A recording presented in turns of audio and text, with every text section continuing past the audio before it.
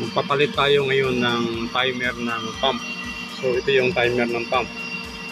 Ang problema dito, nagmamalfunction.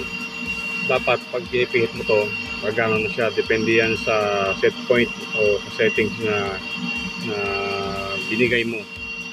Bago natin palitan, dapat safety first muna. Off natin yung breaker. Yan, lahat ng breaker off na natin. Pati ito, yung pinaka main. Yung main naka-off na yan. Pero i-off pa rin natin dito. So natanggalan natin at ito yung ikakabit natin ngayon na bagong timer. So yan yung luma, ito yung bago. Ayan. Buksan natin para makita natin na bago talaga yung ikakabit natin. Ayan, ito.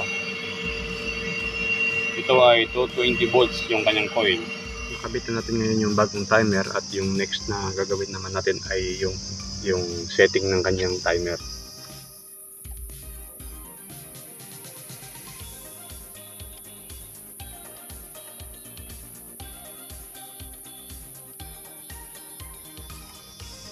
Ayan, na-set na natin yung kanyang timer.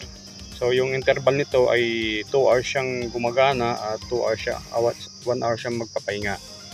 So ayan. So ang next na gagawin natin ay i-on na natin. So dahil yan ay naka-on position sa oras na to ay alas 12, 12:30. Okay.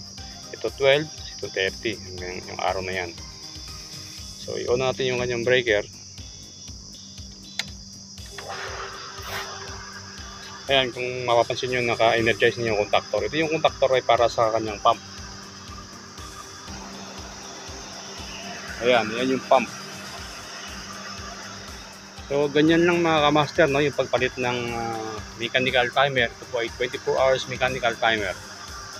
Ayan, so ito ay tumatakbo siya ngayon ng 4.8 amps.